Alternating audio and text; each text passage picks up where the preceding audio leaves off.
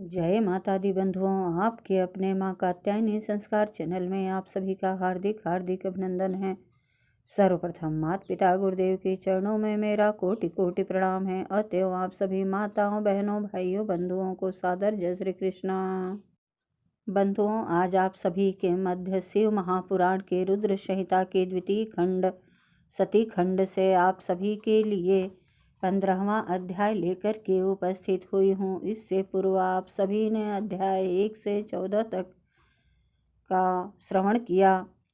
आज 15वें अध्याय में सती की तपस्या से संतुष्ट देवताओं का कैलाश में जाकर भगवान शिव का स्तवन करना बताया गया है।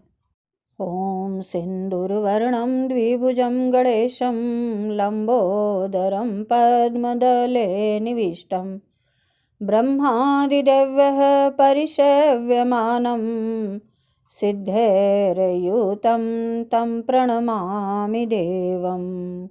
ओम नमः शिवाय। ब्रह्मा जी कहते हैं, नारद, एक दिन मैंने तुम्हारे साथ जाकर पिता के पास खड़ी हुई सती को देखा। वह तीनों लोकों की सारभूता सुंदरी थी। उसके पिता ने मुझे नमस्कार करके तुम्हारा भी सत्कार किया। यह देख लोक लीला का अनुकरण करने वाली सती ने भक्ति और प्रसन्नता के साथ मुझको और तुमको भी प्रणाम किया।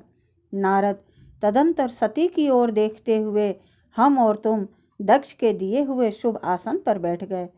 तत्पश्चात मैंने उस विनयशीला बालिका से कहा, सती, जो केवल तुम्हें ही चाहते हैं और तुम्हारे मन में भी एकमात्र जिनकी ही कामना है, उन्हीं सर्वज्ञ जगदीश्वर महादेव जी को तुम पति रूप में प्राप्त करो। शुभ है, जो तुम्हारे सिवा दूसरी किसी स्त्री को पत्नी रूप में न तो ग्रहण कर सके हैं, न करते हैं और न ही भविष्य में ही ग्रहण करेंगे। वे ही भगवान शिव तुम्हारे पति हों। वे तुम्हारे ही योग्य हैं, दूसरे के नहीं। नारद, सती से ऐसा कहकर मैं दक्ष के घर में देर तक ठहरा रहा। फिर उनसे विदा ले मैं और तुम दोनों अपने अपने स्थानों को चले आए। मेरी बात को सुनकर दक्ष को बड़ी प्रसन्नता हुई। उनकी सारी मानसिक चिंता दूर हो गई और उन्होंने अपनी पुत्री को परमेश्वरी समझकर गोद में उठा लिया। इस प्रकार कुमारोचित सुंदर लीला विहारों से सुशोभित होती हुई भक्त वत्सला सती, जो स्वेच्छा से मानव रूप धारण करके प्रकट हुई थी, कौमारावस्था पार कर गई। बाल्यावस्था बिताकर किंचित युवावस्था को प्राप्त हुई सती अत्यंत तेज एवं शोभा से संपन्न हो संपूर्ण अंगों से मनोहर दिखाई देने लगी। लोकेश दक्ष ने देखा कि सती के शरीर में युवा अवस्था के लक्षण प्रकट होने लगे हैं। तब उनके मन में यह चिंता हुई कि मैं महादेव जी के साथ इनका विवाह कैसे करूं। सती स्वयं भी महादेव जी को पाने की प्रतिदिन अभिलाषा रखती थी। अतः पिता के मनोभाव को समझकर वे माता के निकट गईं। विशाल बुद्धि वाली सती रूपणी परमेश्वरी शिवा ने अपनी माता वीरणी से भगवान शंकर की प्रसन्नता के निमित्त तपस्या करने के लिए आज्ञा मांगी। माता की आज्ञा मिल गई। अतः दृढ़तापूर्वक व्रत का पालन करने वाली सती ने महेश्वर को पति रूप में प्राप्त करने के लिए अपने घर पर ही उनकी आराधना आरंभ की। अश्वनी मास में नंदा, प्रतिपदा, षष्ठी और एकादशी तिथियों में उन्होंने भक्तिपूर्वक गुड़ भात और नमक चढ़ाकर भगवान शिव का पूजन किया और उन्हें नमस्कार करके उसी नियम के साथ उस मास को व्यतीत किया। कार्तिक मास की चतुर्दशी को सजाकर रखे हुए मालपुओं और खीर से परमेश्वर शिव की आराधना करके वे निरंतर उनका चिंतन करने लगी। मार्गशीर्ष मास के कृष्ण पक्ष की अष्टमी तिथि को तिल, जौ और चावल से हर की पूजा करके ज्योतिर्मय दीप दिखाकर अथवा आरती करके सती दिन बिताती थी। पौष मास के शुक्ल पक्ष की सप्तमी तिथि को रात भर जागरण करके प्रातःकाल खिचड़ी का नैवेद्य से वे शिव की पूजा करती थी। माघ की पूर्णिमा को रात में जागरण करके सवेरे नदी में नहाती और गीले वस्त्र से ही तट पर बैठकर भगवान शंकर की पूजा करती थी। फाल्गुन मास के कृष्ण पक्ष की चतुर्दशी तिथि को रात में जागरण करके उस रात्रि के चारों पहरों में शिव जी की पूजा करती थी। विशेष पूजन करती और नटों के द्वारा नाटक भी कराती थी।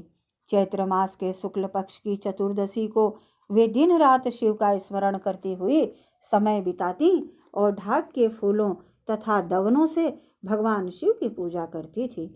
वैशाख शुक्ला तृतीया को सती तिल का आहार करके रहती और नए जौ के भात से रुद्रदेव की पूजा करके उस महीने को बिताती थी।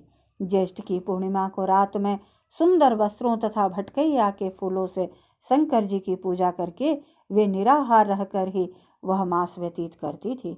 आषाढ़ के शुक्ल पक्ष की चतुर्दशी को काले वस्त्र और भटकैया के फूलों से वे रुद्रदेव का पूजन करती थी। श्रावण मास के शुक्ल पक्ष की अष्टमी एवं चतुर्दशी को वे यज्ञोपवीतों वस्त्रों तथा कुश के पावित्री से शिव की पूजा किया करती थी। भाद्र मास के कृष्ण पक्ष की त्रयोदशी तिथि को नाना प्रकार के फूलों और फलों से शिव का पूजन करके सती चतुर्दशी तिथि को केवल जल का आहार किया करती थी। भांति भांति के फलों फूलों और उस समय उत्पन्न होने वाले अन्नों के द्वारा वे शिव की पूजा करती और महीने भर अत्यंत नियमित आहार करके केवल जप में लगी रहती थी। सभी महीनों में सारे दिन सती शिव की आराधना में ही संलग्न रहती थी। अपनी इच्छा से मानव रूप धारण करने वाली वे देवी दृढ़ता पूर्वक उत्तम व्रत का पालन करती थी। इस प्रकार नंदा व्रत को पूर्ण रूप से समाप्त करके भगवान शिव में अनन्य भाव रखने वाली सती एकाग्रचित हो बड़े प्रेम से भगवान शिव का ध्यान करने लगी तथा उस ध्यान में ही निश्चल भाव से स्थित हो गई। मुने इसी समय सब देवता और ऋषि भगवान विष्णु को और मुझको आगे करके सती की तपस्या देखने के लिए गए। वहां आकर देवताओं ने देखा सती मूर्तिमती दूसरी सिद्धि के समान जान पड़ती हैं।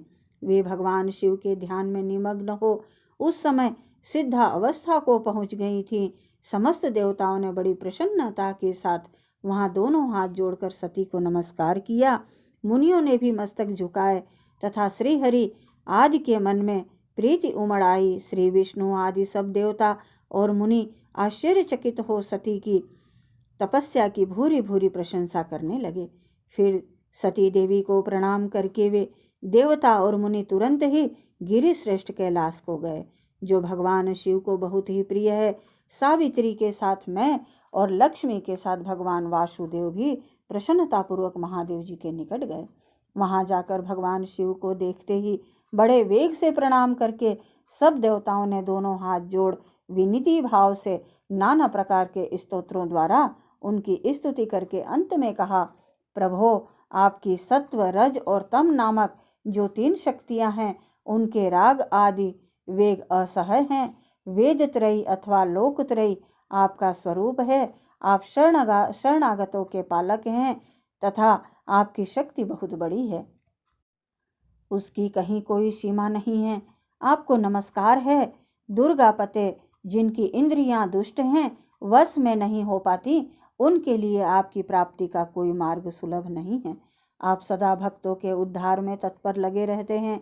आपका तेज छिपा हुआ है। आपको नमस्कार है।